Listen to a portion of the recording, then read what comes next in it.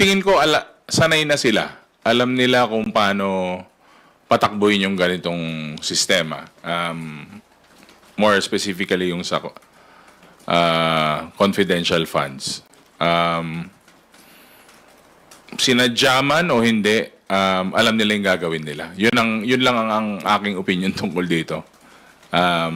May mastery na siguro. Nakita niyo naman po yung trend ng mga sunod-sunod na pangalan. Si Hanilet Camille C, si Fiona Biong, Fiona Villegas, Fiona Ranites, Ellen Magellan, saka si Erwin Q. Ewan, saka si Gary Tanada at si Joel Linangan. Ang daming Fiona actually na names. And yun nga, pare-pare, yung sa trend po natin talagang lahat po sila walang record sa PSA ng birth, death, saka marriage.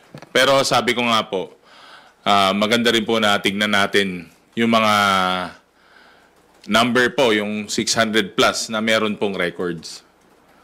Kasi kailangan din po natin siguro na tignan kung nakatanggap nga po ba sila o meron silang mga nakuha na pondo.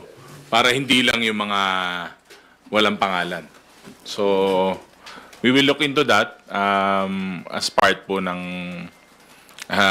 continuing po na trabaho natin dito sa House of Representatives.